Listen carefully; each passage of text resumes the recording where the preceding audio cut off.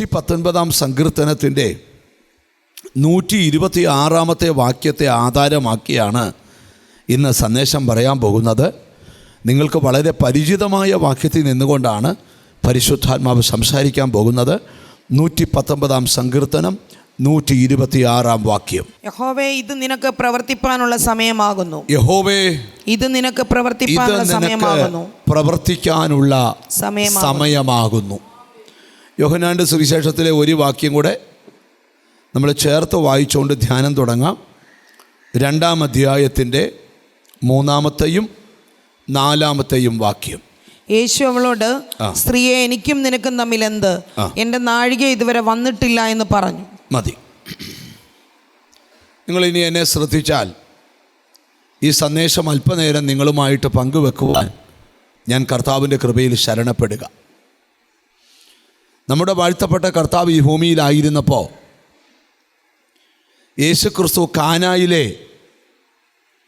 കല്യാണ വീട്ടിൽ ഒരു വിവാഹത്തിന് പങ്കെടുക്കാൻ പോയി. വിവാഹത്തിൻ്റെ ഏറ്റവും വലിയ പ്രാധാന്യത പന്തലിട്ടതോ വീഞ്ഞു കൊടുത്തതോ ഒന്നുമല്ല. ആ വിവാഹത്തിന് യേശുവിനെ ക്ഷണിച്ചു എന്നുള്ളതാണ്. വിവാഹമാകണമെങ്കിൽ വിവാഹത്തിൽ യേശു വേണം. വീടുമാറ്റമാകണമെങ്കിൽ ആ വീടുമാറ്റത്തിൽ യേശു വേണം. കുടുംബജീവിതമാണെങ്കിൽ ആ കുടുംബജീവിതത്തിൽ യേശു വേണം. നിൻ്റെ പടക് മറുകര എത്തണമെങ്കിൽ ആ പടകിൽ യേശു വേണം. നിൻ്റെ ലൈഫിൻ്റെ ഏറ്റവും വലിയ ഹൈലൈറ്റ് യേശുവാ. സ്തോത്രം. യേശു ആ കാനാവിലെ കല്യാണ വീട്ടിൽ ചെന്നപ്പം അവിടെ വിവാഹം നടന്നുകൊണ്ടിരിക്കുക. നിങ്ങൾ ശ്രദ്ധിക്കണം, ഒരു വീടിനെ സംബന്ധിച്ച് ഒരു വിവാഹം വലിയ കാര്യമാണ്. പക്ഷേ വിരുന്നിനിടയിൽ വീട്ടുകാർക്ക് തല കുനിക്കേണ്ട ഒരു സാഹചര്യം ഉണ്ടായി. യേശു ഉണ്ടേലുള്ള പ്രത്യേകത എന്നാണെന്നറിയാമോ? തല കുനിക്കേണ്ട സാഹചര്യം ഉണ്ടായാലും തല കുനിക്കേണ്ടി വരത്തില്ല. അതാണ് യേശു ഉണ്ടേലുള്ള പ്രത്യേകത. സാഹചര്യം തിരിച്ചറിഞ്ഞ യേശുവിൻ്റെ അമ്മ മറിയ യേശുവിനോട് ചെന്ന് പറയുകയാണ്, കർത്താവേ, വീഞ്ഞ് തീർന്നു പോയി. നിങ്ങളൊന്ന് ശ്രദ്ധിച്ചു കേൾക്കണം. ഞാൻ ഈ ദൂതിലോട്ട് വരിക. വീഞ്ഞ് തീർന്നുപോയി. കർത്താവിൻ്റെ മറുപടിയാ, സ്ത്രീയെ. അതെന്നാണ് സ്ത്രീയെ എന്ന പദപ്രയോഗം?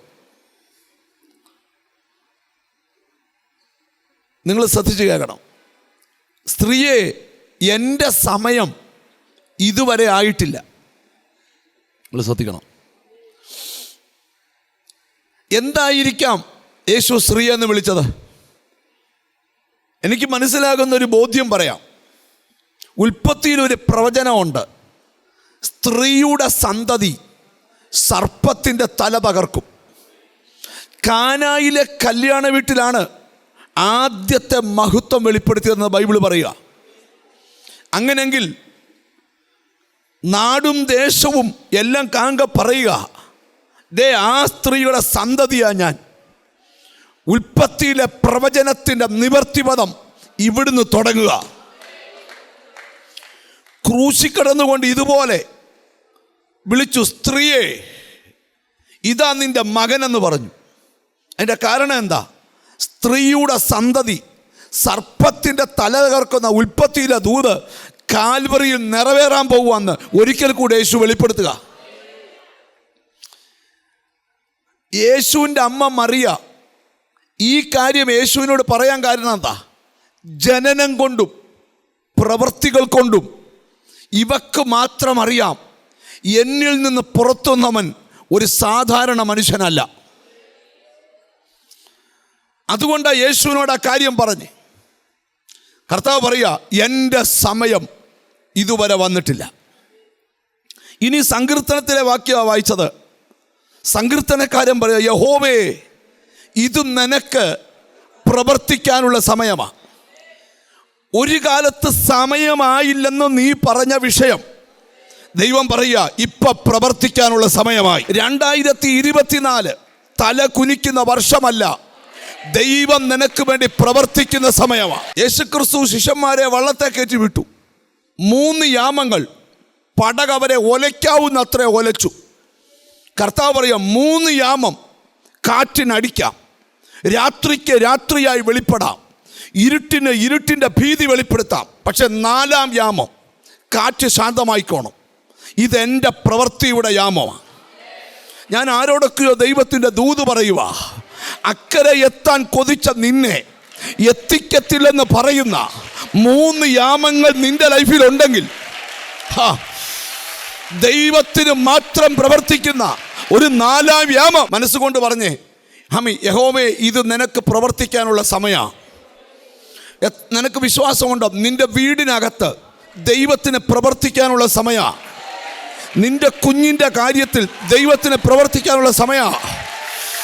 നിന്റെ സാമ്പത്തിക കാര്യത്തിൽ, നിന്റെ കുടുംബജീവിതത്തിനകത്ത് ഇത് ദൈവത്തിന് മാത്രം. ജ്ഞാനികളിൽ ജ്ഞാനിയായ ശലോമോൻ പറയുക, എല്ലാറ്റിനും ഒരു സമയമുണ്ട്. അതേ അധ്യായത്തിൽ ശലോമോൻ പറയുക, അവൻ സകലതും അതതിൻ്റെ സമയത്ത് ഭംഗിയായി ചെയ്യും. ഞാനൊരു വെളിപ്പാടൂടെ പറയാം. നിന്റെ വീടിനകത്ത് നിനക്ക് മനസ്സിലാകാത്ത രൂപത്തിൽ നിന്റെ കാര്യം ഭംഗിയായി ചെയ്യാൻ എൻ്റെ ദൈവം തീരുമാനിച്ചിട്ടുണ്ട്. ഞാനൊരു ദൂതൂടെ പറയാം നിന്നോട്, കണ്ണിൽ കാണുന്നത് കണ്ട് നിരാശപ്പെടരുത്. സ്തോത്രം. ഒരു കുഞ്ഞാങ്ങളെ പെട്ടകത്തിൽ വെച്ചിട്ട് മറഞ്ഞു നിന്ന് അവൻ്റെ പെങ്ങൾ ടെൻഷൻ അടിക്കുക. എന്തോ നടക്കും? ഒന്നും നടക്കത്തില്ല. നീ മനസ്സിൽ കരുതിയ ഒന്നും നടക്കത്തില്ല. നീ ചിന്തിക്കാത്തൊരു കാര്യം ഇപ്പോൾ അവിടെ നടക്കും. ദൂത് മനസ്സിലായാലേ സ്തോത്രം ചെയ്യാവൂ. എനിക്കെന്തോ നിന്റെ വീടിൻ്റെ ഗതി മാറുന്നു, നിന്റെ കുടുംബത്തിൻ്റെ ഗതി മാറുന്നു. ഇതാ ദൈവത്തിൻ്റെ ദൂത്. നമുക്ക് ഇച്ചിരി ഗഹനമായി ഇവിടെ നിൽക്കാൻ പോയാൽ 3 ദൂത് ഇവിടെ വെളിപ്പെടുത്തുന്നുണ്ട്. ഒന്നാമത്തെ ദൂത്, സ്തോത്രം, സമയം കുറിച്ചിരിക്കുന്നെന്ന. രണ്ടാമത്തെ ദൂത് സമയം അടുത്തിരിക്കുന്നെന്ന. മൂന്നാമത്തെ ദൂത് സമയം തെറ്റത്തില്ലെന്ന. ഇത്രയും പ്രസംഗിക്കുമ്പോൾ ഈ ദൂത് തീരും. എന്തിൻ്റെയൊക്കെയോ സമയം ദൈവം കുറിച്ചു, എന്തിൻ്റെയൊക്കെയോ സമയം അടുത്തു. ഒരുപക്ഷെ ഈ ദൂത് കേട്ട് കഴിയുമ്പോൾ ഒന്ന് ഇരുട്ടി വെളുത്താൽ ആ സമയമാവും. ഈ മനസ്സുകൊണ്ട് വേദപുസ്തകത്തിൻ്റെ ഒരു വെളിപ്പാട് പറയാം. നിങ്ങൾക്ക് മനസ്സിലാകുന്ന കാര്യമാണ് പറയുന്നത്. നമ്മുടെ മുറ്റത്തിന് പ്ലാവ് കുഴിച്ചു വെച്ചു. അന്ന് വൈകിട്ട് ചക്ക ഉണ്ടാവുമോ? പറ. അന്നുണ്ടായില്ലെന്ന് കരുതി ആ പ്ലാവ് എന്ന ഫലം വരത്തില്ലെന്നാണോ? പറ. ഒരു മാവ് കുഴിച്ചു വെച്ചു, അങ്ങോട്ട് വെച്ചു, വൈകിട്ട് 50 മാങ്ങ കിട്ടുമോ? ഇല്ല. സ്തോത്രം. ദിനം തോറും അതിന് വെള്ളവും കൊടുത്ത് വളവും കൊടുത്ത് നിൽക്കുക. ആൾക്കാർ പറയും മണോ ഇല്ല ഗുണോ ഇല്ലടോ. പക്ഷെ കുറച്ച് ദിവസം കഴിയുമ്പോൾ പൂ വരുമ്പം പറയും സമയമായി. അബ്രഹാമിനോട് പറഞ്ഞു, ആകാശത്തിലെ നക്ഷത്രം പോലെ പിള്ളേരെ തരാം. കടൽക്കരയിലെ ദർശനം കൊടുക്കുക. പിറ്റേന്ന് പിള്ളേരെ കിട്ടിയോ? പറ. യോസഫിനോട് പറഞ്ഞു, നിന്റെ കറ്റ എഴുന്നേറ്റ് നിൽക്കും. പിറ്റേന്ന് രാവിലെ എഴുന്നേറ്റ് നിന്നോ? ഇല്ല. സമയമായപ്പോൾ കറ്റ എഴുന്നേറ്റു. ദാവീദിനോട് പറഞ്ഞു, നിന്നെ ഞാൻ ഇസ്രായേലിലെ രാജാവായി അഭിഷേകം ചെയ്തിരിക്കുന്നു. അന്ന് രാജാവായോ? പറ. ഇല്ല. സമയമായപ്പോൾ രാജാവായി.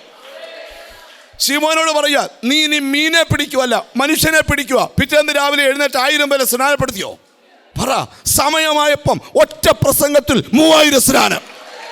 അപ്പം ദൂത് പറയാം, നീ കേട്ട ദൂത് തെറ്റിയിട്ടില്ല, നീ കണ്ട സ്വപ്നം തെറ്റിയിട്ടില്ല, നീ പ്രാപിച്ച പ്രവചനം തെറ്റിയിട്ടില്ല.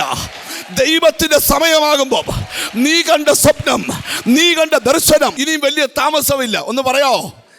ഇനിയും വലിയ നാട്ടുകാർ നോക്കിയിരിക്കുന്നുണ്ട് നിന്റെ വീട്ടിൽ വേറെ ചില വിപത്ത് വരുമെന്ന്. പക്ഷെ ദൈവം പറയാം, അതല്ല വരാൻ പോകുന്നേ, ഇതെൻ്റെ. ഞാനൊരു കാര്യം പറയാം. പ്രാർത്ഥിച്ചുകൊണ്ടിരിക്കുമ്പം ഒരു മെസ്സേജ് വന്നു, മോന് ജോലി കിട്ടി. നമ്മൾ ഹാപ്പിയാ. 3ൻ്റെ എന്ത് പോയാലും നമുക്ക് കുഴപ്പമില്ല, കിട്ടിയല്ലോ. എന്നാൽ ജോലി കിട്ടുന്നില്ല. 6 മാസം കിട്ടിയില്ല. 7-ാം മാസം നല്ലൊരു ജോലി കിട്ടി. അതവൻ്റെ ജീവിതം മാറ്റുന്ന. അത് നമുക്ക് വിഷയമല്ല. നമുക്ക് അന്നേരം കിട്ടണം. കർത്താവ് പറയാം, അന്നേരം തരാൻ ഇപ്പം സമയമായില്ല. ചില കാര്യത്തിന് സമയമായില്ല, ചില കാര്യത്തിന് സമയമായി. അതാ ദൂത്.